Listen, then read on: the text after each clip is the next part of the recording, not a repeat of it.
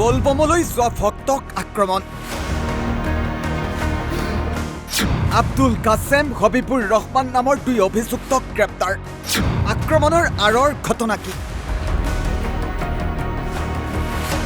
নগাঁৱৰ পুথিমাৰীৰ পৰা কঠিয়াতলি অভিমুখে এখন বাহনেৰে বলবম যাত্ৰা কৰিছিল একাংশ ভক্তই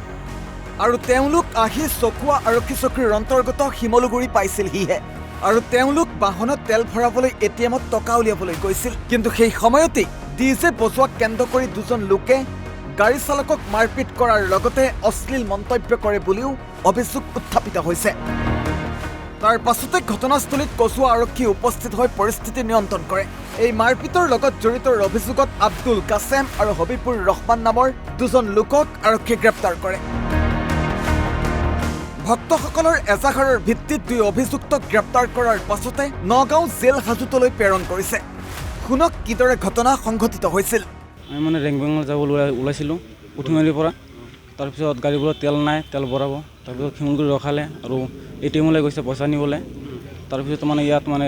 যে তেলত ৰখাইছিলে তেল ভৰাবলৈ তাত চাউণ্ড কমাই দিছিলে তাৰপিছত সিহঁতে কৈছে যে এদিনৰ কাৰণে যাব চাউণ্ডটো বঢ়াই দিয়া তাৰপিছত চাউণ্ড বঢ়াই দিলোঁ আমি তাৰপিছত 3-4জন মানুহ আহি কৈছে চাউণ্ডটো অলপ কমাই দিয়া আমি কমাই দিলোঁ তাৰপিছত 3-4জন মানুহ দৌৰি আহিলে তাৰপিছত মানে বজাৰ যিমান মানুহ আছিলে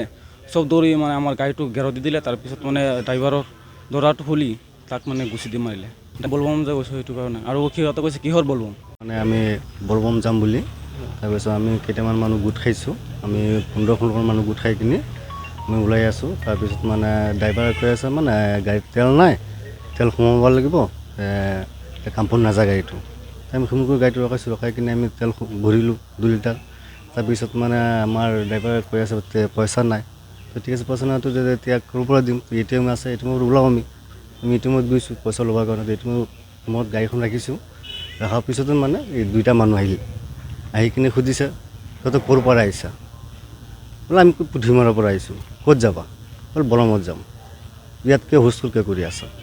আমি হুলস্থুল কৰি আছোঁ আমি বলমত গৈ আছোঁ বক্সটো বজাই আছোঁ সেইটো আমি একেলগে হুলস্থুল হোৱা নাই কৈ কিনে মানে ড্ৰাইভাৰক মানে ধৰিলে আৰু ধৰি কিনে মানে মাৰপিট কৰিলে আৰু সেইটো 2টা যেতিয়া মাৰপিট কৰিলে তেতিয়া মানে মানুহ এনেকুৱা মানুহ মানে ওলালে কমচে কম 100-150 মানুহ হ'ল ওলাই আহিল সিহঁতে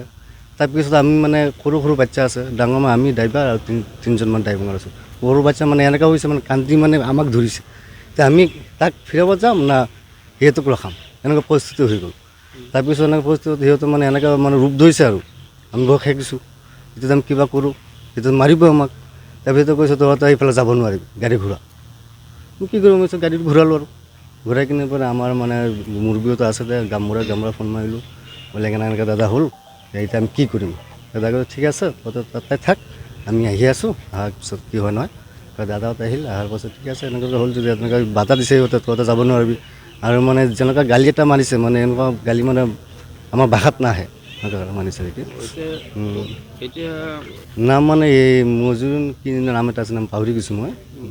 2টা মানুহ উঠিছে সিহঁতৰ আপলোচন আৰু মানে প্ৰথমে 2জনে ধৰিছে